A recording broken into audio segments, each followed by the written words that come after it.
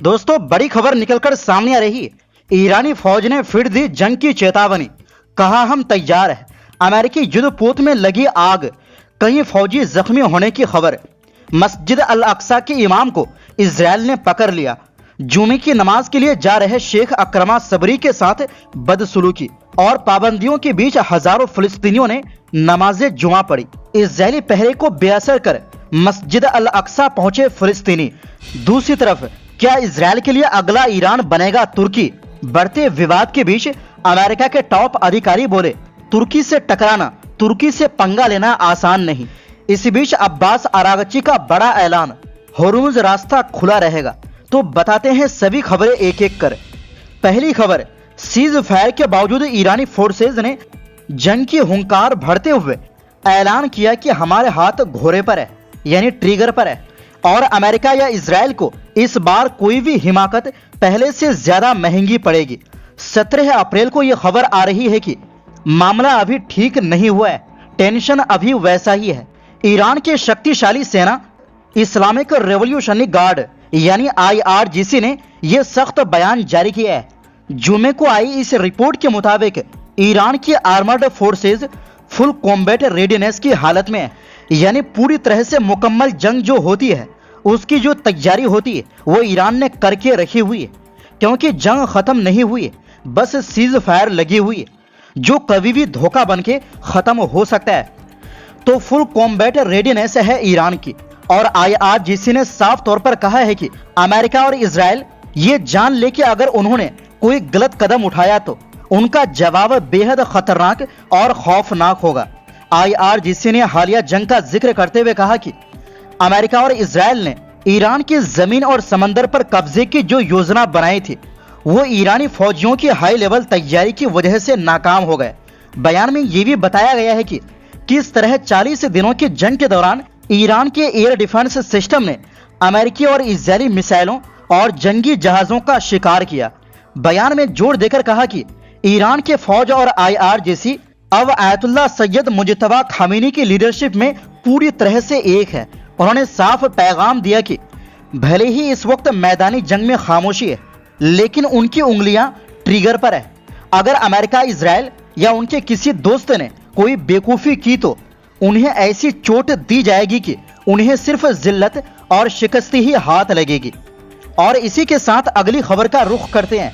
दोस्तों, अमेरिका का वक्त ठीक नहीं चल रहा है। ईरान के साथ सीज फायर है, दोबारा जंग छेड़ने की धमकियां और बयान भी लगातार आ रहे हैं। लेकिन 17 अप्रैल को कैलिबर में आई इस रिपोर्ट में बताया गया है कि इस सीज फायर के दौरान अमेरिका को कितना नुकसान हुआ है। असल में उनका एक युद्धपोत में आग लग गई। इसमें अमेरिका के कुछ फौजी भी जख्मी हुए हैं। अमेरिका का शक्तिशाली aircraft carrier USS Dwight D Eisenhower 14 April को अचानक आग की घटना का शिकार हो गया, यानी 14 अप्रैल की घटना है, लेकिन अब इसकी जानकारी दी गई। यह हादसा उस समय हुआ जब जहाज वर्जीनिया के नॉरफोक नेवल शिपयार्ड में मेंटेनेंस के लिए खड़ा था। अमेरिकी नौसेना के मुताबिक जहाज के अंदर छोटी आग लगी थी, जिसे क्रू मेंबर्स और शिपयार्ड स्टाफ ने तुरंत मिलकर काबू में कर लिया। हालांकि इस घटना में 3 नाविक घायल हो गए। ये एयरक्राफ्ट कैरियर पिछले करीब 16 महीनों से मेंटेनेंस में है। इसे 8 जनवरी 2025 को यहां लाया गया था, जब ये यूनाइटेड स्टेट 5th फ्लीट के साथ अपनी 2023 से 2024 की तैनाती पूरी करके लौटा था। वहीं दूसरी तरफ दोस्तों एक बड़ी खबर सामने आई है, जहां इजरायली पुलिस ने इक्रिमा सबरी को अल अक्सा मस्जिद में जुमे की नमाज पढ़ने से रोक दिया। रिपोर्ट के मुताबिक जब वो मस्जिद अल अक्सा में दाखिल होने के लिए बाब अल असबात गेट से अंदर जाने लगे, तभी पुलिस ने उन्हें रोक दिया और अंदर जाने की इजाजत नहीं दी। खास बात यह है कि इस रोक के पीछे कोई साफ वजह या कानूनी आदेश भी नहीं बताया गया। शेख अकरमा सबरी सिर्फ मस्जिद के इमाम और खतीब ही नहीं है, बल्कि यरूशलेम की इस्लामिक सुप्रीम अथॉरिटी के प्रमुख भी है।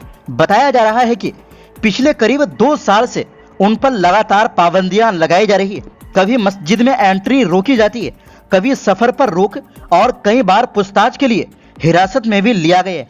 इस घटना पर इस्लामिक सुप्रीम काउंसिल ने कड़ी प्रतिक्रिया दी है।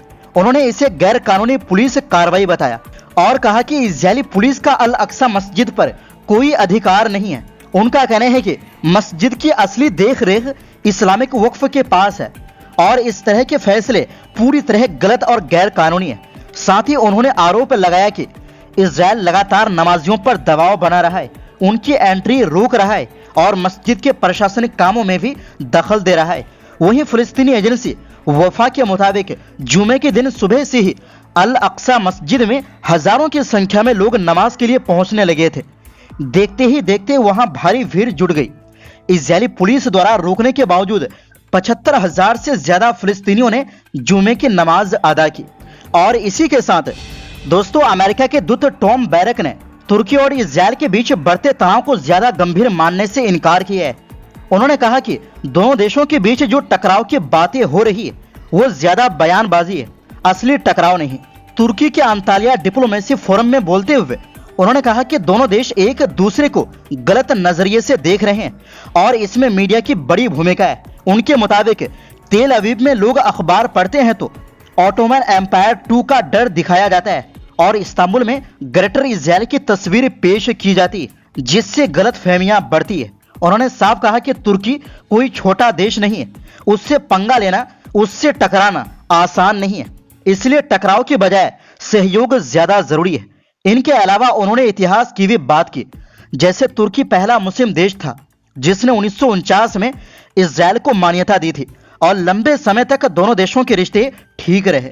लेकिन 2010 में मावी मरमरा रेड के बाद रिश्तों में खटास आ गई, जब गाजा जा रहे एक तुर्की जहाज पर इजरायली कार्रवाई में 10 लोगों की मौत हो गई थी। इनके अलावा उन्होंने बहुत सारी बातें की और साथ में ये भी कहा कि अगर तुर्की सब इजरायल के साथ मिल जाए तो मामला और बेहतर हो सकता है। दोस्तों अमेरिकी दूत की तरफ से यह बयान ऐसे समय में आया है जब तुर्की और इजरायल के बीच पिछले कुछ दिनों से टकराव की स्थिति पैदा हो गई और दोनों देशों के अधिकारी एक दूसरे के खिलाफ बयानबाजी कर रहे हैं और हमले की भी धमकी दे रहा है। और इसी बीच दोस्तों ईरान के विदेश मंत्री अब्बास अरागची ने बड़ा ऐलान करते हुए कहा है कि होर्मुज स्ट्रेट को युद्ध विराम की बाकी अवधि तक यानी जितने दिन सीज फायर है पूरी तरह खुला रखा जाएगा। उन्होंने सोशल मीडिया प्लेटफॉर्म एक्स पर बयान जारी करते हुए कहा कि लेबनान में युद्ध विराम के बाद अब सभी व्यापारिक जहाजों के लिए स्ट्रेट ऑफ होर्मुज से गुजरने का रास्ता पूरी तरह खोल दिया गया है। इस हफ्ते की शुरुआत में अमेरिका ने ऐलान किया था कि वो होर्मुज स्ट्रेट की नौसैनिक नाकाबंदी शुरू करेगा।